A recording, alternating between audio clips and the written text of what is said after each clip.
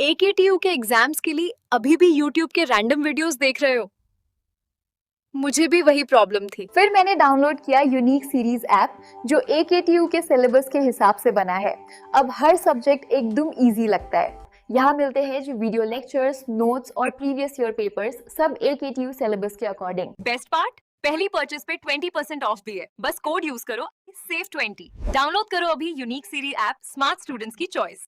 Hello friends, स्वागत है आपका यूनिक सीरीज प्लेटफॉर्म पर। साथ ही मैं पूर्ण प्रकाश, हम लोग बात करें प्रोजेक्ट मैनेजमेंट की। और लास्ट लेक्चर में हमने देखा था कि हम किस प्रकार से प्रोक्योरमेंट जो प्रोसेस है, प्रोक्योरमेंट की जो बेनिफिट्स हैं, क्या उसके प्रोसेस थे, क्या क्या मेन होता क्या प्रोक्योरमेंट, वो हम पूरा डिटेल में हमने देखा था। और उसमें जो डिफरेंट टाइप्स के डॉक्यूमेंटेशन यूज होते थे उसको हमने देख लिया था। आज हम बात करने वाले हैं वेंडर सिलेक्शन मेथड का। ठीक है, वेंडर सिलेक्शन प्रोसेस क्या है, तो वेंडर को सिलेक्ट कैसे करते हैं, जैसे मैंने आपको लास्ट लेक्चर में बताया था। ठीक है, तो प्रोसेस में जब हमने प्रोक्योरमेंट प्रोसेस पढ़ रहा था तो वहां पे हमने क्या किया, थर्ड जो स्टेप था ना, वो था ना वेंडर सिलेक्शन। ठीक है, जब सबमिटिंग द रिक्वेस्ट उसके बाद आपका था वेंडर सिलेक्शन का। तो वो वाला पार्ट अब आज हम यहाँ पे डिटेल में पढ़ेंगे, क्योंकि ये इंपॉर्टेंट है और ये आपका अलग से चैप्टर, अलग से आपका टॉपिक भी दे रखा हुआ है आपके सिलेबस में। तो आइए हम बात करते हैं यहाँ पे। इसके पहले मैं आपको सिलेबस में दिखा दूंगा, आपको सिलेबस क्या होने वाला है। सिलेबस आपका ये होगा, मैंने लास्ट लेक्चर में बताया था आपको कि देखिए मैंने प्रोक्योरमेंट लास्ट पढ़ा था हमने, आज इसमें पढ़ेंगे वेंडर सिलेक्शन मेथड क्या है, फिर और जेआईटी, ये दोनों पढ़ेंगे हम। वेंडर सिलेक्शन मेथड और जस्ट इन टाइम मेथड क्या होता है वो हम दोनों यहाँ पे पढ़ेंगे। उसका सप्लाई चेन है, क्वालिटी वाला पार्ट है आपका, ठीक, काज एंड इफेक्ट एनालिसिस है, और आईएसओ कॉन्सेप्ट ऑफ टोटलिटी क्या है वो आगे हम ऐसे पढ़ते हुए चले जाएंगे। अब मैं एक चीज बताना चाहता हूँ, मैंने आपको 2 मिनट पढ़ाया लेकिन आपको ये बताया नहीं कि मैं बुक कौन सा रिफर कर रहा हूँ। बहुत सारे स्टूडेंट के डिमांड पे बताना चाहता हूँ कौन सा मैं बुक रिफर कर रहा हूँ और कहाँ से आपको पढ़ेंगे, तो आपके जो सारे टॉपिक आपके सिलेबस में वो वहाँ मिलते हुए चले जाएंगे। तो ये आपका प्रोजेक्ट है, लेटेस्ट एडिशन है, ध्यान दीजिएगा साथियों। लेटेस्ट एडिशन इसलिए पढ़ना है साथियों क्योंकि जो आपका सिलेबस है वो लेटेस्ट एडिशन से ही बनाया गया है। तो यहाँ पे आपका सब्जेक्ट बुक है आपका इसेंशियल ऑफ प्रोजेक्ट मैनेजमेंट, और इसके राइटर है वो है आपके कामराजू रामाकृष्णन, और इसके पब्लिकेशन है वो आपका है PHI लर्निंग। ठीक है, ये पब्लिकेशन है, आप इसकी बुक ले सकते हैं, वहां पे सारा मटेरियल आपका मिल जाएगा, सारा कंटेंट आपको मिल जाएगा पढ़ने के लिए। ठीक है, और यदि आप इसको चाहो तो ऑनलाइन ऑफलाइन दोनों भी, चाहे जहां से भी आप पढ़ सकते हो। ये मैं इसका मार्केटिंग नहीं कर रहा हूँ, अफिलिएट मार्केटिंग नहीं कर रहा हूँ। ठीक है, मैंने यहाँ से चीजें लिया, यहाँ से इसको मैंने देखा, उसके बाद मैं आपको किया।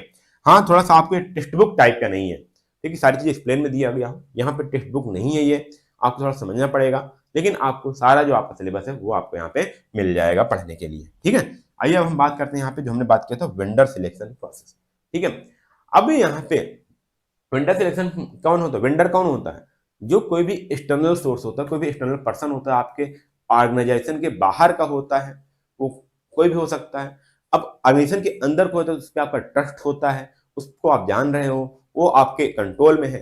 लेकिन कोई आपके ऑर्गेनाइजेशन के बाहर का पर्सन है, उस पर आपका ट्रस्ट भी नहीं होगा, आप पहली बार उसके साथ ट्रेड करने जा रहे हो, उसके बाद आप पहली बार बिजनेस करने जा रहे हो, या आप उसके साथ आप क्या कर रहे हो, कोलैबोरेट करने जा रहे हो, तो वहां पे बहुत सारी चीजें ध्यान देनी होती हैं। तो यहाँ पे ध्यान दीजिएगा कौन कौन हो सकता है। यहाँ पे देखिएगा, कोई सप्लायर हो सकता है, कोई भी एक्सटर्नल पार्टी, सप्लायर हो सकता है, सब कंट्रेक्ट हो सकता है, सर्विस प्रोवाइडर हो सकता है, जो provide goods and service to help the complete the project और बिजनेस एक्टिविटी, जो आपके प्रोजेक्ट में या फिर जो आपकी बिजनेस एक्टिविटी है उसमें हेल्प करवाने वाला है, उसको कंप्लीट करवाने में। ठीक है, वेंडर सिलेक्शन क्या, देखिए, is a structural process where the vendors are not only judged on the cost and technical ability but also on their reliability, financial health and compatibility with the project team.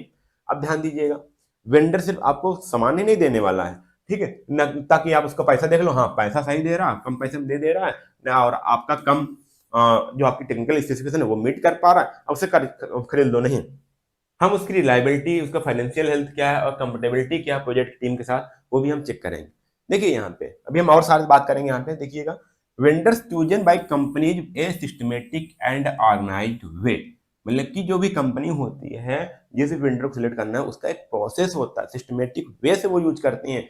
उनका क्या होता है, उनका मतलब जो test होता है, उनका एक स्केल पे रेट किया जाता है, उनको सभी वेंडर्स को देखा जाता है कौन इसमें बेटर है, कौन इसमें लैग कर रहा है, किसमें क्या बेटर है, किसमें क्या कमी है, वो सभी को देखते हुए एक ऑर्गेनाइज्ड वे में वेंडर को सिलेक्ट किया जाता है।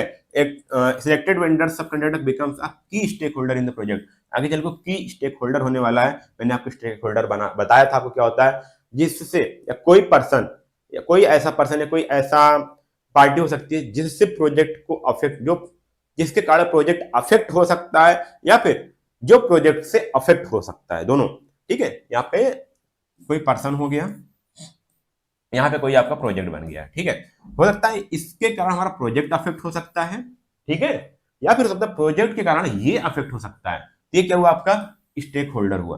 तो सेम चीज अगर हमारा वेंडर हम ले रहे हैं, तो वेंडर का अगर हमारा कोई दिक्कत हुई, कोई प्रॉब्लम आए, उससे हमारा प्रोजेक्ट क्या होगा, अफेक्ट होगा। इसलिए हमारा क्या होगा, ये भी एक स्टेक होल्डर माना जाएगा।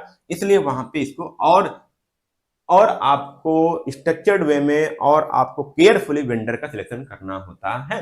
Vendor selection is not only about technical, financial, commercial, इसमें और क्या क्या देखते हैं, देखिए उसकी कम्युनिकेशन स्किल क्या है, उसका रिसोर्सफुलनेस क्या है, वहां पे उसकी कैपेबिलिटी क्या है, मतलब रिसोर्सफुलनेस मतलब कि जो हम वहां से मटेरियल खरीद रहे हैं उसका रिसोर्स क्या है, ठीक है, वो कैसे बना रहा है, वो हमारे पास कैसे प्रोडक्ट आ रहा है, उसकी क्वालिटी क्या है, सारी चीज वहां पे पैरामीटर चेक करेंगे। उसका कमिटमेंट क्या है और कंसर्न फॉर द प्रोजेक्ट, वो किस प्रकार से कमिट कर रहा है और प्रोजेक्ट में किस प्रकार से वो लगा हुआ है, उसको क्यों कमिटेड है, वो भी ध्यान देना है।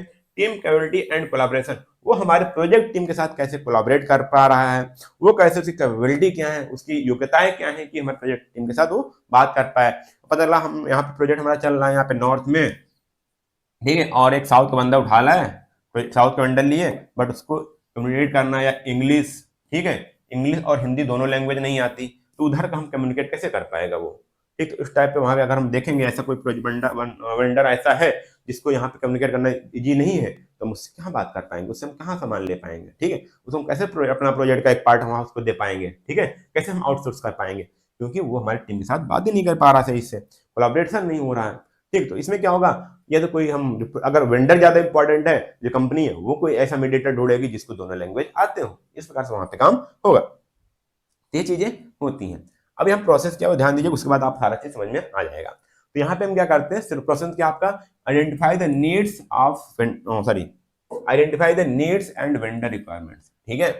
अब यहाँ पे क्या करेंगे, जो वेंडर की नीड्स क्या क्या है और वो उसकी क्या रिक्वायरमेंट है, हमने तो अपनी रिक्वायरमेंट बताई थी, बट सकता वेंडर का भी कोई रिक्वायरमेंट है, उसको प्राइस कम लग रहा हो, उसके किसी टर्म्स एंड कंडीशन में कहीं उसको फॉल्ट लग रहा हो, कहीं वो उसको क्लेरिफिकेशन चाहिए, उसको हम देखेंगे।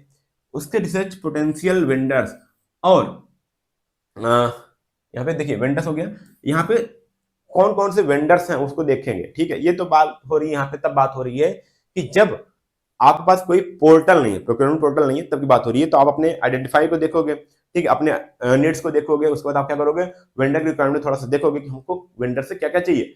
उसके बाद आप क्या करेंगे, हम वहां पे कुछ जो पोटेंशियल वेंडर्स हैं जिनसे हम सामान को ले सकते हैं या फिर जिनसे हम पहले सामान लिए थे, उनको हम लिस्ट करेंगे, उनको हम लिस्ट में बनाएंगे। उसके बाद हम क्या करेंगे, उनको एक प्रपोजल भेजेंगे, बोलते हैं आरएफपी, एक डॉक्यूमेंटेशन, डॉक्यूमेंटेड आरएफपी, ये डॉक्यूमेंटेड होता है पूरी तरह से, जिसमें आपकी स्पेसिफिकेशन, जिसमें आपका डिटेल, क्वांटिटी और जो आपका मटेरियल की उसकी रिक्वायरमेंट क्या है, उसके स्पेसिफिकेशन क्या है, विशेषताएं क्या है, क्या की रिक्वायरमेंट है, वो पूरा लिखा होता है। और जितना भी हमने यहाँ पे लिस्ट बनाया था इस प्रोसेस में, जितना हमने लिस्ट बनाया था सभी को मैं भेजूंगा, ठीक है। अब क्या करेंगे, जितने भी वेंडर्स होंगे इसमें क्या करेंगे, पार्टिसिपेट करेंगे तो हम उनको इवेल्युएट करेंगे और प्रपोजल को हम स्कोर देंगे, ठीक है। फिर वहां पे एक शॉर्ट लिस्ट क्रिएट करेंगे, फिर हम क्या करेंगे, किसी एक के साथ निगोशिएट करेंगे और कॉन्ट्रैक्ट को फाइनलाइज करेंगे। अब यहाँ पे देखिए, इसको पूरा एक ही अलग प्रोसेस है। अब मैं इसको डिटेल में पढ़ रहा हूँ। पहला आपका क्या है, बता रहा हूँ आपको, पहला आपका क्या है, हम needs, identify the needs and requirement. यहाँ पे क्या करेंगे, जो कंपनी है वो क्लियरली डिफाइन करेगी क्या गुड्स होगा, क्या सर्विस हमको जरूरत है और वो क्यों जरूरत है, ठीक है, वो हमको बताना है। फिर उसके बाद स्पेसिफाई द रिक्वायरमेंट, उसकी क्वालिटी क्या होनी चाहिए, क्वांटिटी क्या होनी चाहिए, फीचर्स क्या होने चाहिए, बजट क्या होने चाहिए और टाइमलाइंस क्या होनी चाहिए। वो क्या करेगा, जो वेंडर्स, मतलब वेंडर जिसको हमको जो खरीदने वाला है वो स्पेसिफाई करेगा, वो पूरा आपका क्या करेगा, डॉक्यूमेंट करेगा इसको। फिर क्या करेगा, कंपनी है वो क्या करेगी, पोटेंशियल वेंडर्स को क्या करेगी, वो रिसर्च करेगी कौन कौन इस रिक्वायरमेंट को फुलफिल कर सकता है। आजकल ऑनलाइन कई सारी वेबसाइटें हैं, ऑनलाइन पोर्टल्स हैं, ऑनलाइन वेबसाइटें हैं, वहां पे वो देख सकते हैं कि कौन सा पर्सन किस टाइप के मटेरियल का सप्लाई कर रहा है, उसको हम यहाँ पे लिस्टिंग करेंगे और सबको हम क्या करेंगे, देखिए पहले हम क्या करेंगे, देखिए collect information about the vendors capabilities and expertise reputation.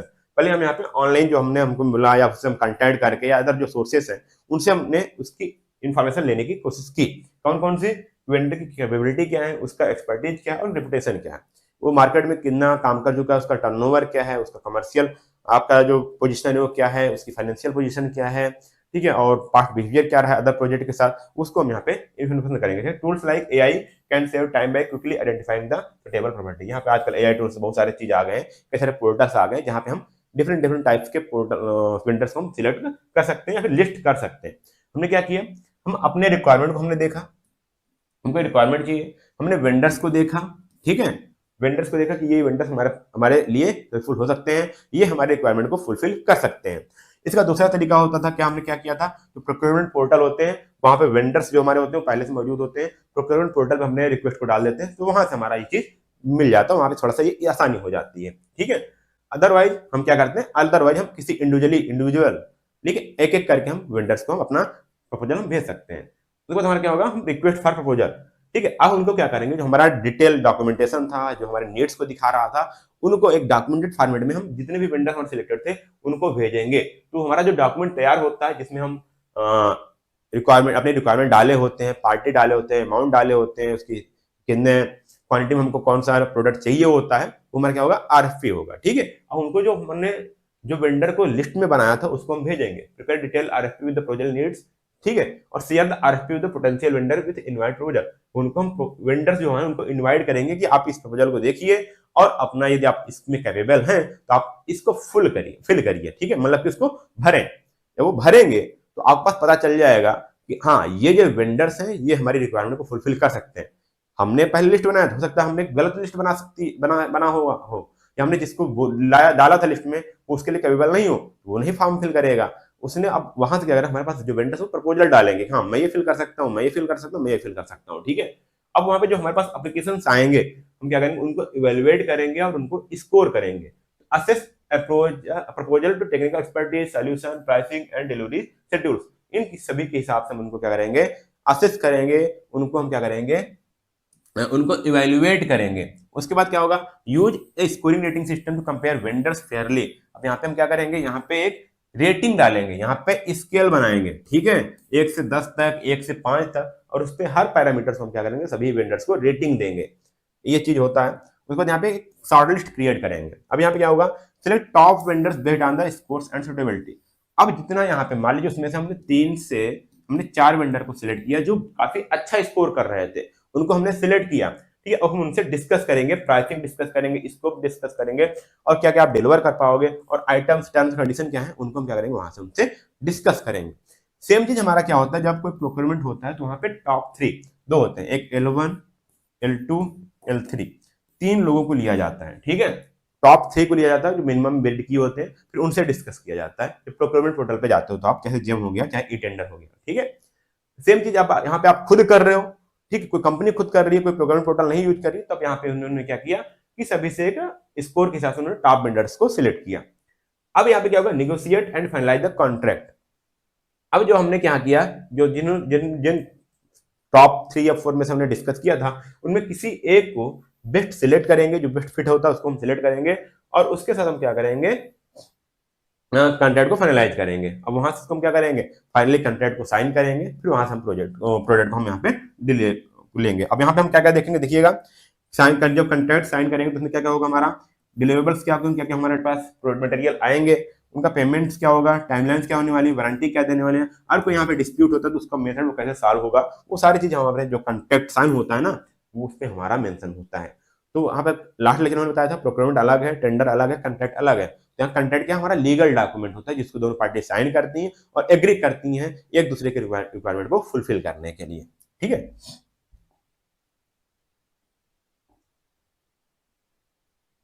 अब यहाँ हम बात करते हैं क्या क्राइटेरिया होना चाहिए, जब वेंडर को सिलेक्ट करते हैं तो किस क्राइटेरिया पे हम ध्यान देते हैं।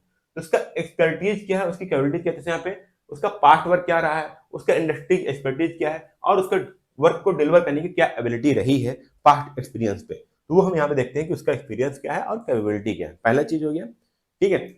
दूसरा हमारा हो जाता है क्वालिटी, उसके प्रोडक्ट की जो सर्विस की क्वालिटी है, क्या उसका स्टैंडर्ड हमारे स्टैंडर्ड से मीट कर पा रहा है, नहीं कर पा रहा है, क्या उसके पास कोई सर्टिफिकेशन है कि नहीं है। आजकल कई सारे ISO सर्टिफिकेशन होते हैं, वो उसके पास है नहीं है। उसकी रिलायबिलिटी क्या, उसके प्रोडक्ट की रिलायबिलिटी क्या, वो कितना सर्विस होगी, उसके मेंटेनेंस क्या होते हैं, सारी वहाँ पर देखेंगे, ठीक है। वो हम वहाँ पे उसकी प्रोडक्ट जब उसका रिक्वायरमेंट भेजेगा, उसकी स्पेसिफिकेशन भेजेंगे, पूरा चार्ट होता है ना, आपको देखियो देखना पूरा एक चीज लिखा होता है। जैसे आप मोबाइल फोन लेते हो ना, तो वहाँ देखो लिखा होता है कि ये सिम लगेगा, ये बैटरी इतने एमएच होगी, ये रैम होगा, ये प्रोसेसर ये लगा हुआ है, इसमें ये सेंसर है, ये आपका वीडियो फॉर्मेट इतने फॉर्मेट रिकॉर्ड करेगा, ठीक है, 720, 1080 या 1440, ये जो भी आप देखते हो ना वहाँ पे लिखा होगा, वैसे स्पेसिफिकेशन जब कोई प्रपोजल भेजता है ना तो वो सारा चीज अपना भेजता है कि मेरे प्रोडक्ट की क्वालिटी ये है, इसका स्टैंडर्ड ये है, इतना वोल्टेज लेता है प्रोडक्ट या कोई मशीन है, तो सारा कुछ वहाँ पे लिखा होता है, उसको हम अपनी रिक्वायरमेंट से मैच कराते हैं। ठीक है, प्राइसिंग क्या है, फेयर है, transparent, competitive, cost effective over time. यहाँ पे क्या बात आती है, बात है फेयर ठीक तो है, ट्रांसपेरेंट है नहीं है, पता लगा मेरे से उसी प्रोडक्ट को मैं वो लिया है कितना 30 रुपीज पर प्रोडक्ट ले रहा है और किसी दूसरे कंपनी से उसने 15 रुपीज में डील कर रखी है, कि क्या वो ट्रांसपेरेंट हुआ, नहीं हुआ। ठीक है ना, फेयर हुआ ना, ट्रांसपेरेंट हुआ, कॉम्पिटिटिव है कि नहीं है। ठीक है, मतलब कि जैसे अब इतना ज्यादा हो गया और उसने प्रोडक्ट को 30 रुपीज किया, किसी ने 32 रुपीज उसी प्रोक्योरमेंट के लिए, उसी के लिए किसी ने 32 रुपीज बिड किया था, किसी ने 28 रुपीज बिड किया था, तो कंपटीशन में है कि नहीं है वो भी हम देखेंगे। ठीक है, और कॉस्ट इफेक्टिव है कि नहीं टाइम के हिसाब से। ठीक है, अगला हमारा डिलीवरी टाइम क्या होता है, क्या ऑन टाइम डिलीवरी कर पाएगा नहीं कर पाएगा, उसका शेड्यूल्स क्या है, या डिलीवरी टाइम पे कैसे डिलीवरी करता है वो, क्या मेथड है, क्या मोड डिलीवरी करने का। ठीक है, पेनाल्टी क्या है, डिले हो गया तो किस तरह से पेनाल्टी लगेगा, वो सारा चीज, क्या वो हमारे पेनाल्टी को बियर कर पाएगा नहीं कर पाएगा, वो सारी चीज वहाँ पे सिलेक्शन में ध्यान देते हैं। अगला हमारा रिलायबिलिटी में क्या था, देखिए यहाँ पे रिलायबिलिटी वहां पे लिखा था, यहाँ पे लिखा हूँ कंसिस्टेंसी इन क्वालिटी। अब पता चला क्या हाँ वो प्रोजेक्ट के दौरान, ठीक है, मान ली प्रोजेक्ट चल रहा है 1 to 2 ईयर तक, ठीक है, अब क्या वो पूरे प्रोजेक्ट के दौरान क्या वो सेम क्वालिटी का मटेरियल सप्लाई करेगा नहीं करेगा, वो भी हमको ध्यान देना है, वो भी हम देखेंगे। तो यहाँ पे कंसिस्टेंसी इन क्वालिटी क्या है, कमिटमेंट्स, वो कितना कमिटमेंट अपने कितने कमिटमेंट में कितना खरा उतरता है, जो उसने बोला कितनी बातें सही होती है उसकी, और प्रॉब्लम को कैसे हैंडल करता है उसकी भी हम बात देखेंगे यहाँ पे। उधर उसकी फाइनेंशियल स्टेबिलिटी देखेंगे कि उसके पास strong finance so vendor would not fail mid project. अब मतलब उसकी फाइनेंशियल पोजीशन क्या है, अच्छा खासा अगर उसके पास पैसे होंगे तो अगर बीच में कोई दिक्कत भी आती है तो अपने रिसोर्सेज को बढ़ा करके हमारे रिक्वायरमेंट को फुलफिल करेगा। यदि उसके पास सही पोजीशन नहीं है, फाइनेंशियल पोजीशन अच्छी नहीं है, तो बीच में प्रोजेक्ट को क्विट कर सकता है, बोलेगा भाई अब मेरे अपने हाथ खड़े कर देगा कि मैं इस सप्लाई को मैं और ज्यादा नहीं झेल पाऊंगा। ठीक है, scalability, ability to handle the increase demand without affecting quality and cost. अब हमने पास प्रोजेक्ट चल रहा है, प्रोडक्ट हमारे पास हो रहा है, ठीक है, प्रोजेक्ट चल रहा है, बीच में मुझे डिमांड ज्यादा पड़ी किसी एक पर्टिकुलर मटेरियल की, तो क्या वो उस डिमांड को फुलफिल कर पाएगा नहीं कर पाएगा जो हमने बढ़ाया है। ठीक है, और विदाउट द क्वालिटी, और हमारे पास क्वालिटी उसकी अफेक्ट भी नहीं होनी चाहिए, वही हम ध्यान देंगे। कंपैटिबिलिटी क्या है, fit with the company culture, technology and CSR goals. ठीक है, सोशल रिस्पॉन्सिबिलिटी होता है, ठीक है, सोशल सर्विस रिस्पॉन्सिबिलिटी, ठीक, कॉमन सर्विस, तो सीएसआर जो हमारे होते हैं, ठीक है, उसके गोल्स के द्वारा कंपनी कल्चर, उसकी टेक्नोलॉजी उसके साथ मीट कर पाएगा नहीं कर पाएगा। कस्टमर सर्विस एंड सपोर्ट कैसा है उसका, कैसे इजीली कम्युनिकेट हो पाएगा नहीं पाएगा, क्योंकि रिस्पॉन्स मिलता नहीं मिलता, क्या उसके पास कोऑपरेटिव सर्विस है नहीं, मतलब कि क्या वो कोऑपरेट कर पा रहे नहीं कर पा रहे, हमारी टीम और उनकी टीम्स के बीच में क्या कोऑपरेशन हो पा रहा नहीं हो पा रहा है। अब पता चला हमने यहाँ पे उसका क्विक सपोर्ट मतलब ये है कि हम आज रोज टिकट ही रेज करते रहे, कस्टमर कैसे रोज कॉल ही कर रहे हैं और कॉल बोल रहे हैं मैं अपने ऊंचे अधिकारी को ट्रांसफर कर रहा हूँ, ऊंचे अधिकारी को ट्रांसफर कर रहा हूँ, कहीं ट्रांसफर हो ही नहीं रहा, और एक बात करने के लिए हम 10 मिनट 15 मिनट हमारा होल्ड पे रह जा रहा है फोन। तो जैसे जानते हो ना, जियो का आप नेटवर्क कभी लगाओ फोन लगता ही नहीं है, ठीक है, तो हमारा नेटवर्क हमेशा प्रॉब्लम होता है। तो ऐसे सब सारी चीज बड़े वेंडर सिलेक्शन में भी होता है। ठीक है, चलिए हमारे हो गए वेंडर सिलेक्शन क्राइटेरिया की बात किया, क्या क्या मेथड्स है, फॉर्मल मेथड्स की वो भी बात करें। ठीक है, क्या क्या चीजें रिक्वायर होती हैं, फॉर्मली क्या क्या देखना होता है वो ध्यान दीजिएगा। पहले हम उसमें देखते हैं रजिस्ट्रेशन मेथड। ठीक है, तो कंपनी हमारी है क्या वो फॉर्मली रजिस्टर्ड है कि नहीं है जो हम यहाँ सप्लाई कर रहे हैं। ठीक है, many company specially government organisation require vendors to register formally before the they can supply. ये गवर्नमेंट कंपनी होती है, वो चाहती है कि आप इस पोर्टल पे आओ, इस पोर्टल पे आपका रजिस्ट्रेशन होगा तभी हम यहाँ पे आपसे सामान सप्लाई कर लेंगे। ठीक है, क्यों, क्योंकि जो किसी पोर्टल पे आते हैं तो वहां पे उनको कुछ बेसिक रिक्वायरमेंट फुलफिल करनी होती है, कुछ बेसिक नेसेसरीज, कुछ डॉक्यूमेंट वहां पे देने पड़ते हैं पोर्टल पे ही, तो उनको वो थोड़ा सा आराम मिल जाता है। जैसे मैंने बताया था आपको लास्ट लेक्चर में, ई टेंडर हो गया, जेम हो गया, क्या है GeM portal, government e market place. अब यहाँ पे क्या होता है, जब आप यहाँ पर रजिस्ट्रेशन करोगे तो यहाँ पर कंडीशनल सिग्नेचर, आपके टाइप्स ऑफ फर्म क्या है, आपका फाइनेंशियल पोजीशन क्या है, आप एमएससी में हो कि नहीं हो, ठीक है, आप स्टार्टअप इंडिया में पार्टिसिपेट कर रहे हो नहीं कर रहे हो, स्टार्टअप इंडिया है कि नहीं है, आप कितना प्रोडक्ट कहाँ से परचेज कर रहे हो, आपका उद्यम नंबर क्या है, सारा चीज वहाँ पे, आपका बिजनेस रजिस्ट्रेशन क्या है, आपकी कंपनी का फर्म किस टाइप का है, सारा चीज, आपका डायरेक्टर कौन है, प्रोप्राइटरशिप कौन है, अकाउंट डिटेल आपका है, सारा चीज वो पोर्टल क्या होते हैं पहले से वहाँ पे मांग लिए जाते हैं। उसके बाद आप वहाँ पे एलिजिबल होते हो बिड करने के लिए। ठीक है, अब यहाँ देखो, vendor apply using the prescribe form. After paying a nominal registration fee. अब यहाँ पे क्या होगा, नॉमिनल रजिस्ट्रेशन फी पे करना पड़ेगा उसमें पेमेंट करने अप्लाई करने के लिए। Vendor submit required document along with the application. Application के साथ जैसे हमारे पास कभी क्या पूछा जाता है, कभी कंपनी का पैन कार्ड हो गया, ठीक है, बैंक डिटेल हो गया, ठीक है, और जो आपका रजिस्ट्रेशन डिटेल होता है उसको बोलते हैं यहाँ पे, भूल गया मैं, याद नहीं आ रहा, जो कंपनी रजिस्टर्ड होती है ना, वहाँ पे एमसीए का एक रजिस्ट्रेशन फॉर्म आता है, वो पूछा जाता है, वहाँ पे डाला जाता है, ठीक है। ये सारी चीज, जीएसटी नंबर हो गया आपका, ठीक है, एड्रेस प्रूफ हो गया, ठीक है, कंपनी का जो एड्रेस प्रूफ है वो मांगा जाता है, उद्योग आधार पाया मांगा जाता है, सारी चीज वहाँ डिटेल मांगी जाती है। Application are compared, evaluated and screen by the owners executive. जब जो वहाँ पे जिसको सामान लेना होता है, जो आपका ओनर्स है, वो क्या करेगा, अपने क्राइटेरिया के हिसाब से सभी डॉक्यूमेंट को चेक करेगा क्या वो सही डॉक्यूमेंट है कि नहीं है, ठीक है। अब यहाँ पे इसके बाद क्या, वेंडर्स में अंडरगो इंटरव्यूज एंड क्लेरिफिकेशन। कई बार क्या होता है, यदि आपको लगता है, कंपनी को लगता है कि आपका ये डॉक्यूमेंट फॉल्ट है बट अदर पैरामीटर आपके सही हैं, तो आपके पास क्लेरिफिकेशन के लिए एक आंसर आ सकता है, आपको एक ऑप्शन दिया जा सकता है, एक चांस दिया जा सकता है। और final selection is made based on the weighted evaluation. अब डिफरेंट टाइप्स के इवैल्यूएशन के बाद आपका फाइनल डिसीजन किया जाएगा। जब भी कोई बिड आता है तो वहाँ पे दो प्रकार के होते हैं, एक आपका होता है टेक्निकल इवैल्यूएशन, ठीक है, एक होता है आपका टेक्निकल इवैल्यूएशन होता है, एक आपका होता है फाइनेंशियल इवैल्यूएशन, ठीक है, पता फाइनेंशियल इवैल्यूएशन। टेक्निकल में आपके सारे डॉक्यूमेंट चेक किए जाते हैं, जो भी कंपनी के डॉक्यूमेंट है, ठीक है, और जो आपका एटीसी होता है, एनुअल टर्म्स एंड कंडीशन, वो देखा जाता है, कंपनी की कंडीशन से क्या मैच कर पा नहीं कर पा रहे हो, आपका प्रोडक्ट रिक्वायरमेंट देखा जाता है। इसमें आपका टेक्निकल में, फाइनेंशियल में आपका प्राइस चेक किया जाता है। इसमें क्या होता है, अदर कंपनीज के जो अदर वेंडर्स अप्लाई किए हैं उनके क्या फाइनेंशियल है, किसी ने उसी प्रोडक्ट के लिए 2 लाख कोट किया है, सॉरी, किसी ने उसी प्रोडक्ट के लिए 2 लाख कोट किया है, किसी ने 1.8 लाख कोट किया है, और किसी ने वहां पे 3 लाख कोट किया है। तो किसको सिलेक्ट करना है, वो आपके फाइनेंशियल इवैल्यूएशन में डिसीजन लिया जाता है, ठीक है। तो यहाँ पे बात ऐसे आती है।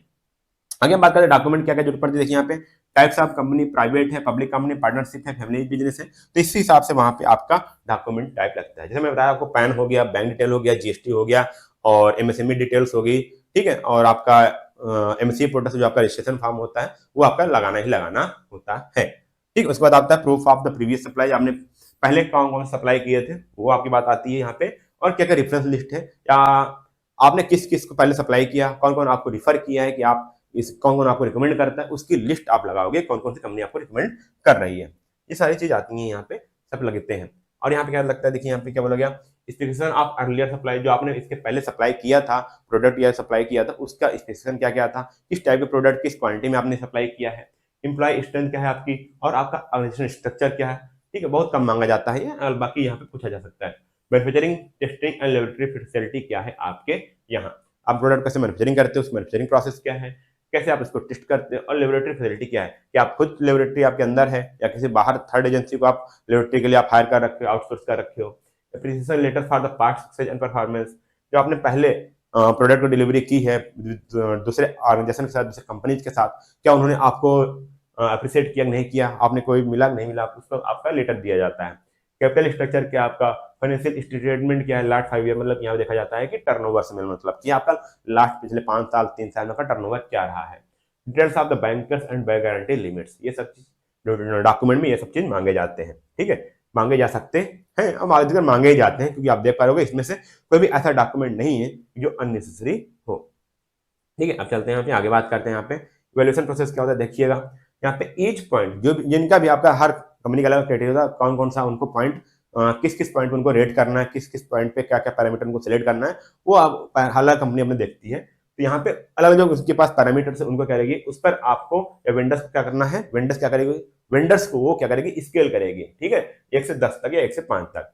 और एप्लीकेशन, जितने भी एप्लीकेशन आए रहेंगे उनको कंपेयर किया जाएगा इन स्कोर के हिसाब से, ठीक है। उसके बाद उनको कैटेगराइज किया जाएगा प्रोडक्ट मिक्स के हिसाब से, कैपेसिटी और उसकी सेलिंग लिमिट, मतलब क्या है कि उनकी कैपेसिटी क्या है, और सेलिंग लिमिट मतलब कि वो मैक्सिमम किस लिमिट तक प्रोडक्शन कर सकते हैं, मैक्सिमम किस लिमिट तक प्रोडक्ट की डिलीवरी कर सकते हैं, ठीक है। उनकी फाइनेंशियल स्ट्रेंथ हो गया, उनकी गारंटीज क्या है, और ability to collaborate with the owners company, वो मैंने आपको बात कर लिया था। इन हिसाब से उनको कैटेगराइज किया जाएगा, ठीक है। अगर अब इन सभी पॉइंट्स को इवैल्यूएट करने के बाद किसी एक बढ़िया, ठीक है, जो आपका हाईएस्ट स्कोर देगा, जिसका स्कोर आपका हाईएस्ट रहेगा, उसको क्या करेगी, उसको हम सिलेक्ट करेंगे, और उसके साथ वो हमारा होगा वेंडर सिलेक्शन। फाइनली वो वेंडर हमारा सिलेक्ट हो जाएगा। तो वेंडर को सिलेक्ट करना ही डिफरेंट टाइप्स के डिफरेंट डिफरेंट मतलब कि एक मेनी ऑफ वेंडर्स, कई सारे वेंडर्स हैं, उनमें से किसी एक वेंडर को सिलेक्ट करने का जो प्रोसेस है, कैसे हम प्रोसेस करते हैं, क्या क्राइटेरिया होती है, वो हमने यहाँ पे बात किया। अब कंट्रैक्ट कितने टाइप्स के होते हैं वो हम देखते हैं यहाँ पे। तो आइए हम बात करते हैं यहाँ पे कितने टाइप्स के कंट्रैक्ट होते हैं। ठीक है, कंट्रैक्ट साइन जो मैं बता रहा हूँ, प्रोक्योरमेंट या कुछ भी बोल सकते हो, टेंडर कितने टाइप्स के होते हैं वो भी आपका ऐसे आ जाएगा। तो कंट्रैक्ट की बात करता हूँ, पहले आप हो गया लमसम या फिक्स प्राइस कंट्रैक्ट। अब यहाँ पे क्या होता है, जो पूरा प्रोजेक्ट होता है उसका एक फिक्स प्राइस यहाँ पे निकाला जाता है, उसी पे कंट्रैक्ट दिया जाता है। इसमें ये देखा जाता है कितना अमाउंट है, क्या है, वो आपको उस फिक्स रेट में आपको प्रोजेक्ट कंप्लीट करना ही करना होता है। देखिए यहाँ पे total price for the entire work, जैसे आपके मटेरियल, लेबर, टेस्टिंग, आपको फिक्स प्राइस दे दिया गया है। अब उसके अंदर आपको मटेरियल प्रोजेक्ट कंप्लीट करना है। Owners bears less risk, vendor bears cash flow and essential escalation risk. ठीक है, तो यहाँ पे ओनर्स को कम से रिस्क होता है। बट यदि यहाँ पे क्या होता है कि वेंडर्स जो हमारा होता है, जिसको प्रोजेक्ट दिया गया, जिसको कंट्रैक्ट दिया गया, उसके पास कैश फ्लो मतलब कि एक ही फिक्स रेट हो गया। अब आगे कुछ बढ़ता है, कुछ चेंज होता है, तो उसको वेंडर्स को ही वहां पे उसको रिस्क लेना पड़ेगा। और यदि कोई क्वेरी आती है वो भी किस पे जाएगा, वो वेंडर पे जाएगा। ठीक है, जैसे contractor bids a government school for 5 crore, even if material price rise, contractor must finish within the 5 crore. अब देखिए कोई गवर्नमेंट स्कूल था, उसने बोल दिया कि आप, गवर्नमेंट ने दे दिया कि इसको 5 करोड़ में हमको, हमारा बजट है 5 करोड़ में इसको कंप्लीट करना है। अब देखिए यहाँ पे स्कूल का जो रिक्वायरमेंट दी गई है गवर्नमेंट द्वारा, वो नहीं बदलने वाले कि इतने हम एक रूम कम कर देंगे या फिर इसमें सीढ़ी कम कर देंगे, सीढ़ी की साइज ये कर देंगे, वो कम नहीं होने वाला है। बजट और रिक्वायरमेंट फिक्स है। अब यहाँ पे जो कंट्रैक्टर है उसको 5 करोड़ में ही फिनिश करना है, भले ही मटेरियल का प्राइस बढ़ जाए या लेबर का प्राइस बढ़ जाए, उसका कोई मतलब नहीं है। ठीक, वो हमारा हो गया फिक्स्ड कंट्रैक्ट या फिर इसको बोलते हैं लमसम प्राइस कंट्रैक्ट। अब आता है कॉस्ट प्लस कंट्रैक्ट। ठीक है, अब यहाँ पे क्या होता है, vendor is burst for the actual cost and fixed fee percentage. अब यहाँ पे क्या होता है इस टाइप के में कंट्रैक्ट में, एक आपको जो एक्चुअल कॉस्ट लग रही है वो तो आपको मिलेगा ही मिलेगा, बट उसके बाद आपको एक एडिशनल फी मिलेगी उस प्रोजेक्ट को कंप्लीट करवाने के लिए। वो 4%, 5%, 10%, 12% कुछ भी हो सकता है। मतलब क्या हुआ कि जो कॉस्ट है वो तो आपको मिलेगी, उसके बाद आपको प्लस एक इंसेंटिव नहीं बोलेंगे इसको, एक फिक्स रेट आपको अलग से मिलेगा। ठीक है, जैसे मान लीजिए आपने 3 प्रोजेक्ट का एक्चुअल कॉस्ट आपका 10 लाख था, 10 लाख प्रोजेक्ट किया, उसने बोला कि आपको 10 लाख एक्चुअल कॉस्ट प्लस 2%, तो 10 लाख का 2% आपको और मिलेगा। ठीक है, इस प्रकार से वहां पे सेट होता है। ठीक है, तो यहाँ पे होता है वेंडर्स मैनेजमेंट और flexible when project scope details are uncertain. मुझे ये नहीं पता कि प्रोजेक्ट में कितना कॉस्ट आने वाला है, कितना डिटेल जाने वाला है, उसका स्कोप क्या है, कितना टाइम लगने वाला है, उस टाइप के लिए हमारा कॉस्ट प्लस कंट्रैक्ट होता है। जैसे यहाँ बोला गया डीआरडीओ क्या करता है अधिकतर, hires a vendor for a new missile project. और डीआरडीओ ने कोई मिसाइल बना रही थी, उसके लिए किसी ने वेंडर हायर किया, और वेंडर्स क्या किया, vendor is reverse for the cost, उसका जो कॉस्ट आया वो मिलेगा उसको, प्लस 10% प्रॉफिट मिलेगा, बिकॉज स्कोप इज अनसर्टेन, उसका स्कोप पता नहीं था, इसलिए हमको कॉस्ट तो मिलेगा इसको, उस वेंडर्स को, उसके बाद भी 10% प्रॉफिट का और दिया जाएगा। ठीक है, इस प्रकार से वहां पे डीआरडीओ में यहाँ पे बात की। अगला हम बात करते हैं यहाँ पे टर्न की कॉन्ट्रैक्ट। इसमें क्या होता है साथियों, टर्न की मतलब चाबी घुमा दो हमारा काम हो गया। इस टाइम मान लीजिए आपने क्या किया, एक कंट्रैक्टर हायर किया, बोला भाई ये डिजाइन है, या डिजाइन भी आपने नहीं दिया, डिजाइन दे दो, अपने घर में बता दो, और मुझे ये जमीन है, इस पे मुझे घर बना के दे दो।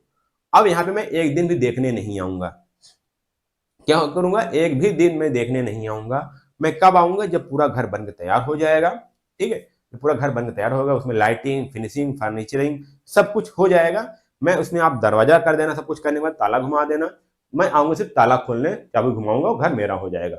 मैं इस टाइप का प्रोजेक्ट लूंगा। इस टाइप का जो प्रोजेक्ट होता है उसको टर्न की प्रोजेक्ट बोलते हैं, इसे बोलेगा टर्न की प्रोजेक्ट।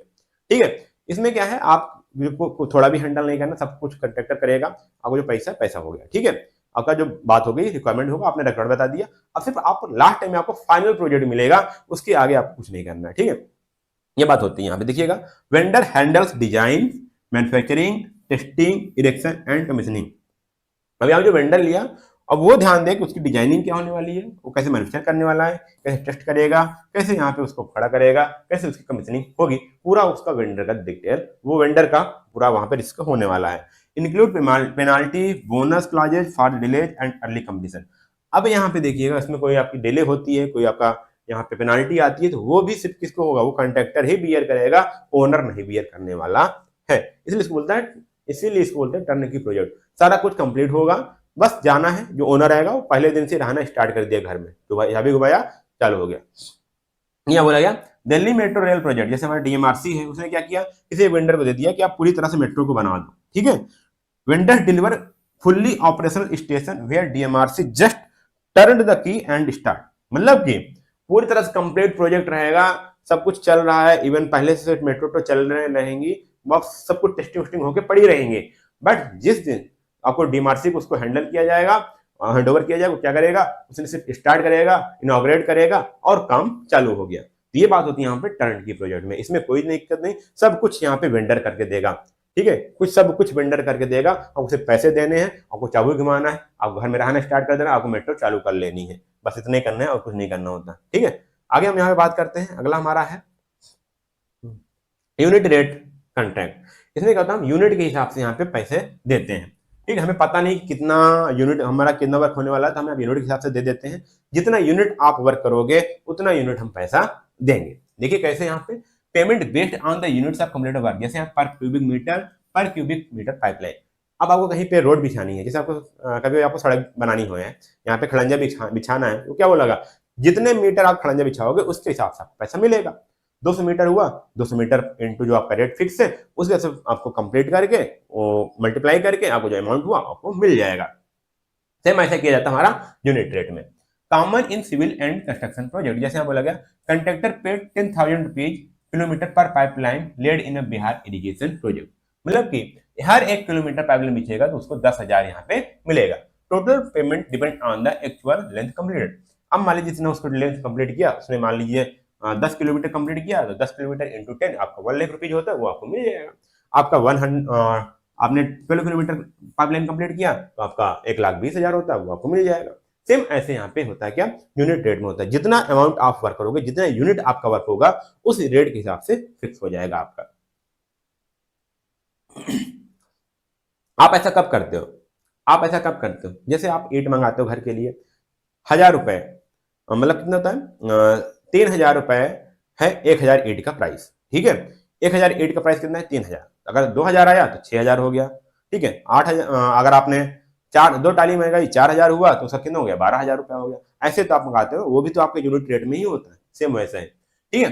अब यहाँ बताया कास्ट प्लस इंसेंटिव, ठीक है, क्या यार, cost plus incentive, cost plus incentive. यहाँ पे क्या होता है देखिएगा, वेंडर रिबर्स्ड कास्ट, जो आपकी कॉस्ट आएगी वो तो मिलेगी, ठीक है, जो कॉस्ट आया वो तो मिलेगा। Incentive based on the cost saving, आप उसमें से कितना पैसे को बचाया, ठीक है, कितना पैसे ने बचा लिया, उससे आपका यहाँ पे इंसेंटिव बनेगा, ठीक है। अब यहाँ पे क्या है, जैसे प्रोजेक्ट हो गया, इसमें क्या अच्छी बात है कि कंट्रैक्टर खुद चाहेगा, ये वेंडर खुद चाहेगा कि मैं जितना मुझे प्रोजेक्ट मिला है 5 करोड़ का मिला था ना, 5 करोड़ का मिला था, इसमें से मैं कितना पैसा बचा पाऊं, और जितना पैसा बचाएगा, मान लीजिए उसने उस प्रोजेक्ट को 4.5 करोड़ में ही कंप्लीट कर लिया विद इन द रिक्वायरमेंट, तो उसका जो 50 लाख बचा, ठीक है, 50 लाख बचा, उसमें से क्या करेगा, वो 10% या जो फिक्स होगा 10% उसको इंसेंटिव मिल जाएगा, ठीक है। इस कंपनी का प्रॉफिट हो गया और उसका वेंडर का भी प्रॉफिट हो गया। तो ऐसे बात यहाँ पे होती है। Encourage efficiency and lower the project cost, इससे क्या इफिशिएंसी ज्यादा अच्छा आ जाएगा, वेंडर सोचे कम से कम टाइम में कंप्लीट करा लो, कम से कम कॉस्ट में कंप्लीट करवा लो, ताकि मुझे इंसेंटिव मिल जाए और साथ में प्रोजेक्ट की कॉस्ट भी हमारी कम हो जाती है। जैसे यहाँ पे देखिएगा, इसरो आउटसोर्स आ सैटेलाइट कंपोनेंट, कोई सैटेलाइट कंपोनेंट बनाना था, उसने आउटसोर्स किया, वेंडर इज रिबर्स्ड कॉस्ट, ठीक है, उसने क्या किया, कॉस्ट उसने उसको तो मिलेगी, प्लस यदि bonus if they finish under the budget and before the schedule, यदि उसने टाइम से पहले और बजट से कम में यदि उसने प्रोजेक्ट को कंप्लीट कर लिया तो उसको इंसेंटिव मिलेगा। इसको बोलते हैं यहाँ पे cost plus incentive fee contract. अब आता हमारा बिल्ड ऑपरेट ट्रांसफर, BOT। इसमें क्या क्या करती हैं, जो जिस कंपनी को टेंडर मिलता है वो क्या करती है, उसको बनाती है, उसको ऑपरेट करती है, फिर उसको ट्रांसफर कर देती है। इसका मतलब क्या है, कंपनी ने क्या किया, हाईवे को बनाया, ठीक है, हाईवे को मिला, प्रोजेक्ट लिया, हाईवे को बनाया, उस पर उसने उसको ऑपरेट किया, उसमें उसने टोल प्लाजा लगा दिया, इसका जो कॉस्ट लगा था टोल प्लाजा लगा के उसने वसूल लिया, जब पूरा वसूल हो जाएगा उसका भी पूरा कॉस्ट निकल जाएगा तो उसको ट्रांसफर कर देगा गवर्नमेंट को। बिल्ड खुद बनाए, खुद ऑपरेट किया, बाद में हमारा जब पैसा निकल आया हमने उसको क्या कर दिया, ट्रांसफर कर दिया। सेम ऐसा हो रहा है आजकल हाईवे, तभी आप देख रहे हो आजकल हाईवे जहाँ रोड हर जगह बनी हुई अच्छी मिल रही है, यही चीज हो रहा है। वेंडर क्या करेगा, बिल्ड करेगा, ऑपरेट करेगा कुछ टाइम के लिए, फिर उसको ओनर को ट्रांसफर करेगा। जैसे एग्जांपल हो गया, ब्रिज होगी, पावर प्लांट्स हो गए, हाईवेज हो गए। ब्रिज क्या किया, कोई कंपनी ने ब्रिज को बनाया, उसको ऑपरेट किया, उसमें कुछ चार्जेस लगा दिए, टैक्सेस लगा दिए, जब उसका चार्ज वसूल हो गया तो उसने क्या किया, उसके ओनर को ट्रांसफर कर दिया। मतलब खुद बनाओगे, खुद पैसे वसूल करेंगे, और जब मेरा पैसा वसूल हो जाएगा तब मैं आपको ट्रांसफर कर दूंगा ओनर को, ऐसा कुछ होता है। देखिएगा, national highway project like Yamuna expressway, private company collects tolls for 30 year then hands highway to the NHAI। मतलब कि जब यमुना एक्सप्रेस मान लीजिए कोई सकता है यमुना एक्सप्रेस बनाया, कोई भी एक्सप्रेस बना, एग्जाम्पल लिया जा रहा है, कोई नेशनल प्रोजेक्ट हाईवे है, कोई नेशनल प्रोजेक्ट बनाया गया, एक्सप्रेस वे बनाया गया, कोई कंपनी क्या की, कंपनी को बनाई और 30 साल तक उससे क्या किया, पैसा कलेक्ट किया, टोल प्लाजा लगाया, और उसके बाद जब उसका हो गया तो क्या किया, NHAI national highway authority of India उसको उसने क्या किया, हैंड ओवर कर दिया। इस टाइप के प्रोजेक्ट को क्या बोलते हैं, built operate transfer, BOT contract. ठीक है, खुद बनाओ, खुद कमाओ, बाद में जब कमा लेना मुझे भेज देना, ठीक है, ओनर को दे देना। इस टाइप के आजकल प्रोजेक्ट बहुत ही चल रहे हैं। ठीक है, हमारा हो गया BOT। इस टाइप के हमारे पास डिफरेंट टाइप्स ऑफ मैंने यहाँ पे कंट्रैक्ट बताया। कौन कौन सा बताया मैंने आपको बताया, लमसम या fix price contract, cost plus contract, turnkey contract, और आपको हो गया unit rate contract, cost plus incentive fee contract, और बिल्ट BOT कॉन्ट्रैक्ट, इसको बोलते हैं बिल्ट ऑपरेट ट्रांसफर कॉन्ट्रैक्ट। ठीक है, अब यहाँ पे एक छोटा सा टॉपिक था, मैंने आपको दिखा दूं, ये आपके बुक में तो नहीं है, बट यहाँ पे सॉरी सिलेबस में नहीं है, लेकिन बुक में इसी टॉपिक के अंदर दे रखा था। यहाँ पे क्या था आपका, material department and organisation structure. Material department कैसा होता है किसी भी ऑर्गेनाइजेशन में, वो बात करते हैं।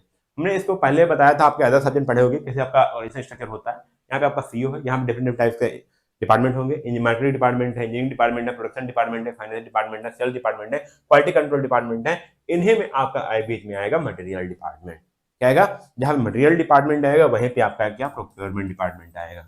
ठीक है, उसी के ही साथ आपका आएगा प्रोक्योरमेंट डिपार्टमेंट।